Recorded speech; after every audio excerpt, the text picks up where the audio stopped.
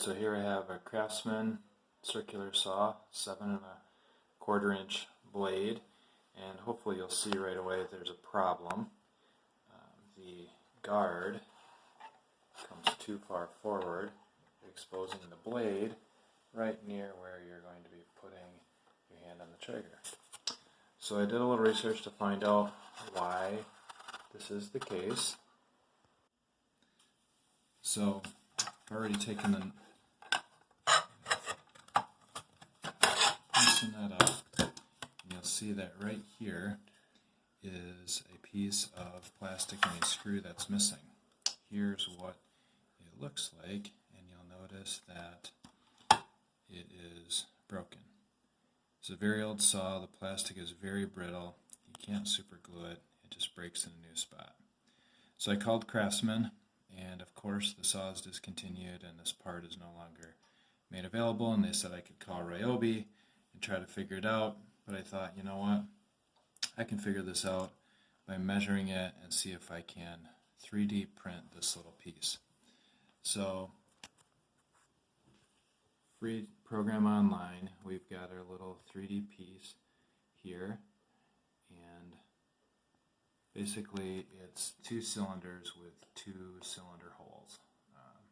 So a little cylinder attached to the big cylinder, the little hole on that side, and then on the other side we have a bigger hole with a stop, and then that stop is for this screw head will catch in there and it'll tighten down the blade guard.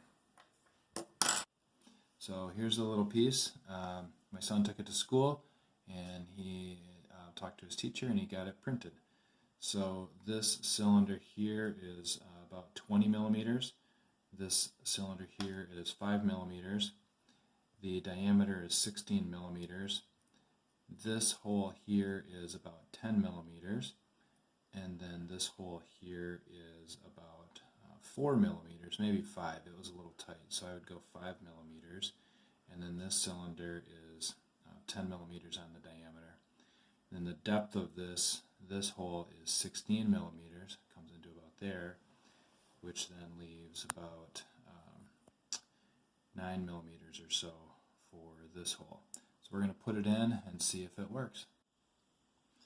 So here we've got it tightened down. Plastic fits in there just like that one does. And let's see if the blade fits on it. Let me grab this blade. I'm actually changing the blades.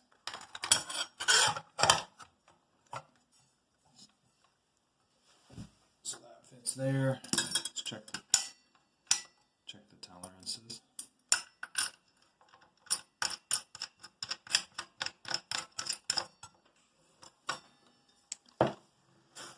Now you can see the blade does not touch that cylinder, but the blade guard does. And most importantly, this gap here is now covered, so you can't get your thumb in there.